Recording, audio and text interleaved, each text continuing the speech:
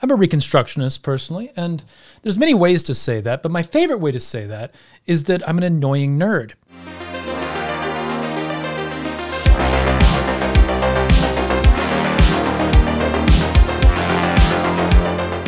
So, let's set up the stage a little bit. Until very recently, what is largely considered paganism was a hodgepodge of movements that were generally rooted in personal exploration through ritual, ceremonial magic, and spirituality. Some of these movements appealed to history, but some of that history was a romanticized image that we've later learned isn't entirely accurate. Through a series of movements, two very prominent camps have arisen: Reconstructionism and Eclecticism.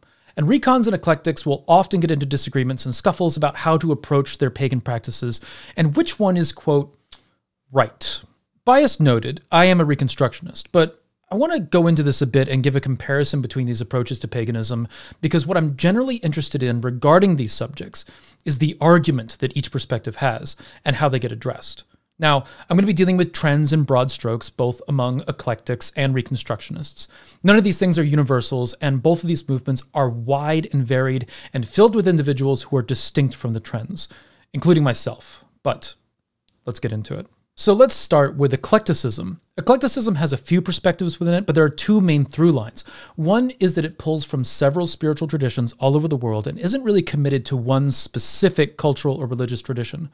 Another is it is rooted in the experience of the practitioner, that spirituality is a personal path, and that experience guides you on your journey. But it needs to be noted that experience often isn't dependable. There's an element of doubt in ourselves that both approaches face. But eclectics especially can feel the weight of that doubt when their practices are grounded largely in personal experience. And importantly, experience alone can lead to wrong conclusions. Our experiences are not always exactly what they seem to be, and honestly, any pagan, not just eclectics, should be aware that the danger of divine experiences lies not in the experience itself, but in the interpretation. Developing discernment is its own beast. Reconstructionism shifts that grounding away from experience and roots itself in historical research and scholarship, though experience is still a huge part of the equation. The intention also shifts, where instead of personalized exploration of spirituality, Reconstructionism aspires to rebuild an ancient tradition in the modern world with what information we have. The underlying justification being, if ancient peoples were connected to the gods, rebuilding those traditions to the best of our ability allows us to connect to the gods as well. Therefore, history has primacy in validating our spiritual quest. Now, leaning on history and the weight of scholarship can give a sense of security that appears to alleviate the doubts eclectics face. However, that security can become an illusion of certainty. Any study of history is going to carry with it the bias of the historian and the reader doing the research. And our historical sources themselves carry biases of their own, both written and in terms of what archaeological evidence we have available for the study, which can create an incomplete picture. As such, historical scholarship cannot grant certainty. A discovery tomorrow could overturn decades of consensus, and has. It's part of the game. So that uncertainty is still there, and will always be there.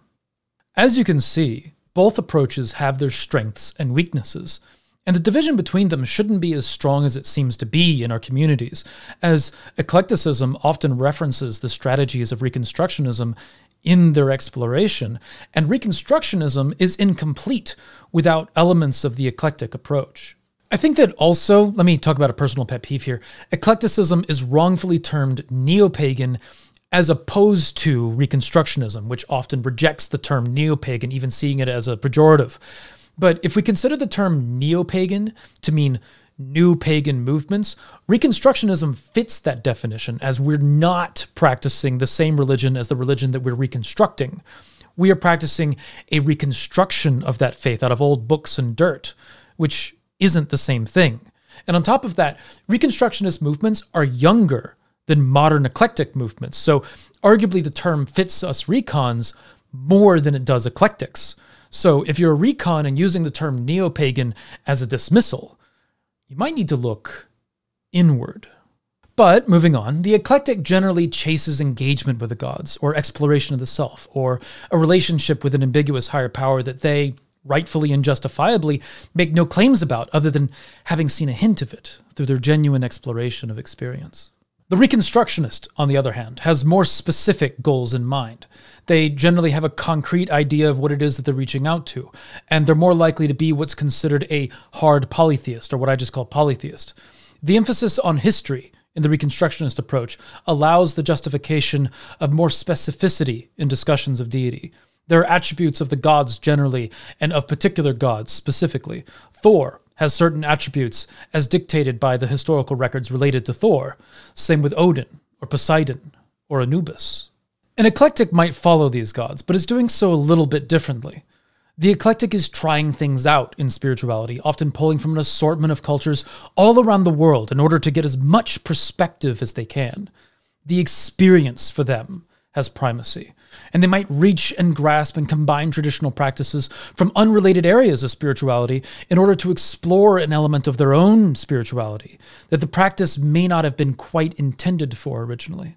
And while there's nothing inherently wrong with this approach, it can land you in a bit of trouble when the experiment wanders into a culture with oppression dynamics, or becomes appropriation due to the lack of respect toward a tradition that's being approached when the eclectic pilfers a concept into their grab bag of spiritual tools. The abusive consumerism of white sage will often come up around this issue, or the often insensitive approach to Native American or African spiritualities by people looking to take from living traditions without concern for the cultures and peoples attached to them. Especially when bastardized versions of these traditions are taught to others as correct, regardless of profit. This is not to say that Reconstructionists are immune to this. They can be just as guilty of this same action. Approaching something with a historical or scholastic method does not override the oppression dynamics, as often historical scholarship is dripping with that same oppression narrative. History, as much as I love it, is steeped in the bias of narrative. And often that narrative is of one attempting to justify the fact that their culture crushed another. This should not be a surprise to any Reconstructionist who has dug around the history of pagan faiths and found writing on them in antiquity, even up to the past decade, where our religions have been described in such a way that is steeped in biased misrepresentation and assumptions without evidence. We are painted as devil worshippers, as simplistic barbarians, as liars, as atheists, as secret Christians, as anything but what we are. And in the context of religious traditions subject to this dynamic, the problem is multiplied, and without sufficient representation for correction. But let's talk about the substantive difference between eclectics and reconstructionists that often gets discussed between them.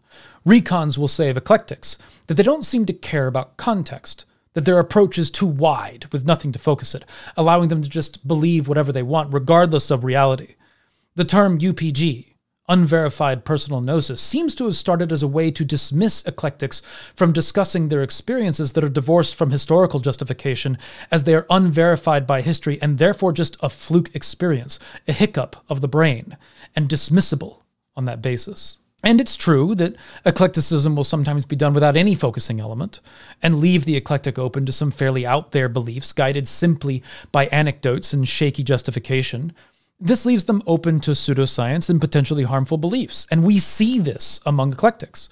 Some of the most aggressive anti-science movements in paganism, such as anti-vax pagans, are eclectics, and that can and should damn well be criticized. Eclectics, however, will point out to recons that they are far too stuffy, that not everyone can go rifling through books and learn the vast history of every culture in the world. This restricts the accessibility of spirituality and makes it so that you have to be this learned scholar in order to have any connection with deity. It's classist, it's elitist, and furthermore, eclectic practices work. If the gods required us to approach them in this certain way that the recons demand with their dogmatic approach to religion, then eclectics would not have meaningful experiences with spirituality. And yet they do. And this objection has to land with any honest Reconstructionist. And actually, it brings the point home of what we're discussing in the first place. Why are we even bothering looking through history to rebuild anything at all? Isn't it the case that the sources we're reading were once traditional stories within a culture? Weren't they once UPG? Yes!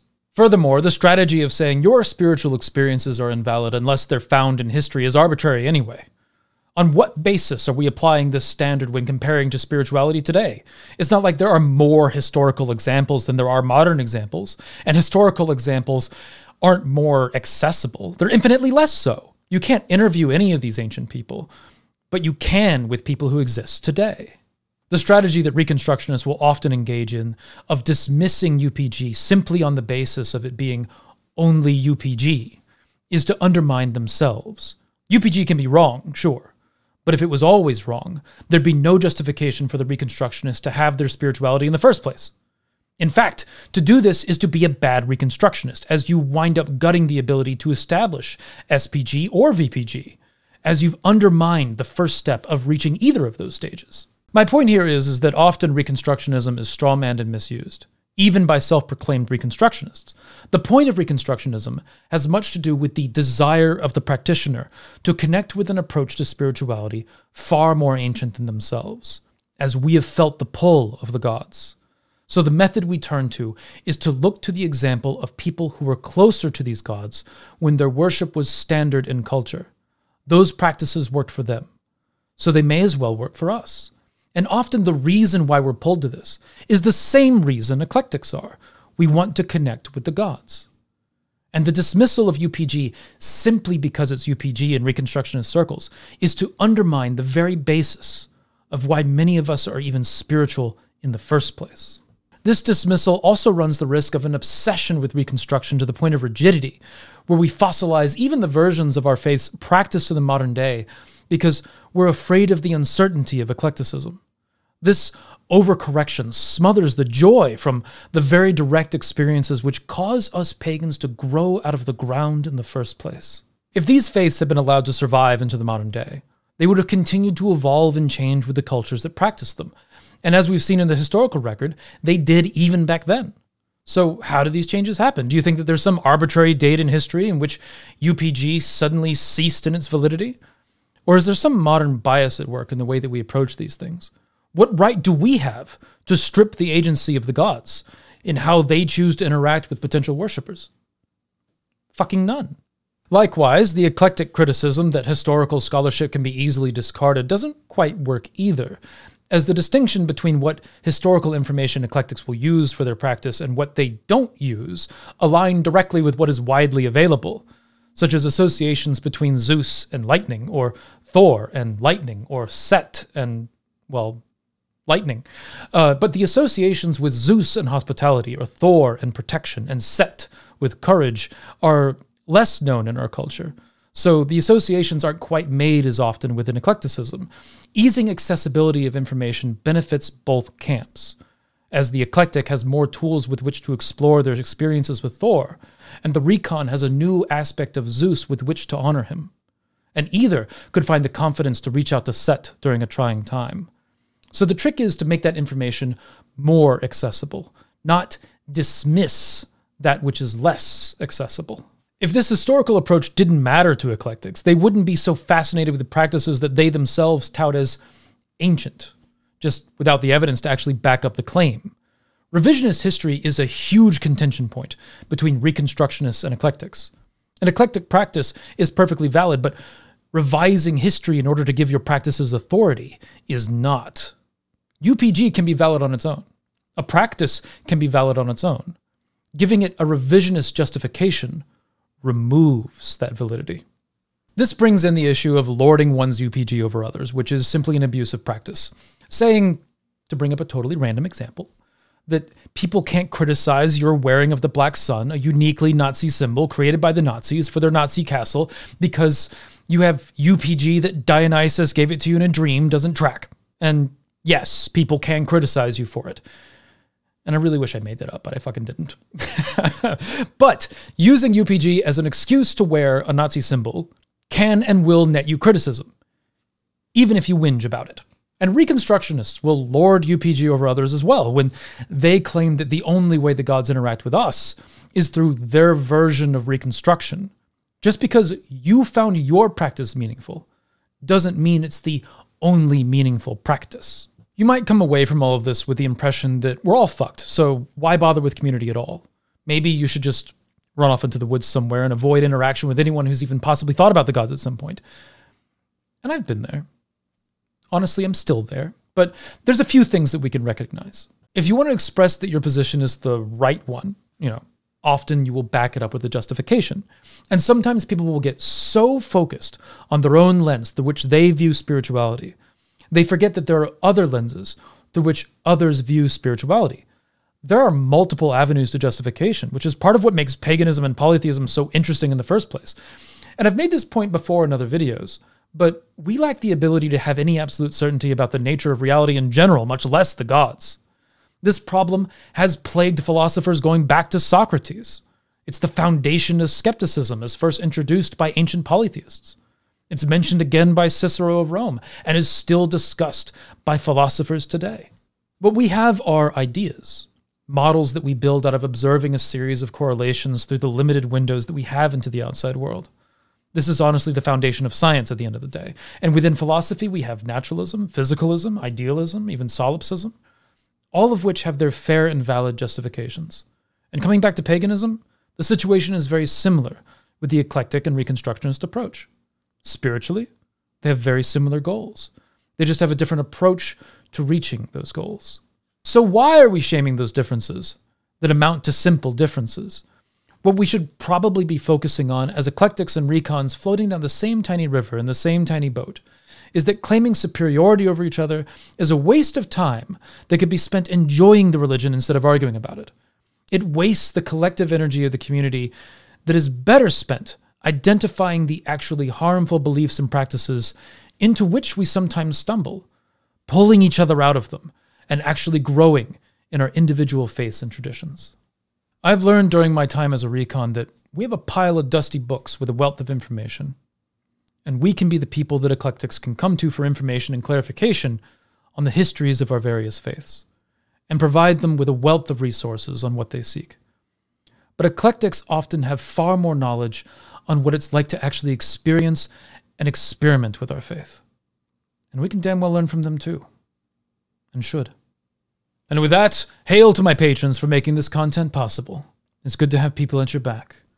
Hit that subscribe button and tell the bell to get its facts straight. And remember to find a way or make one.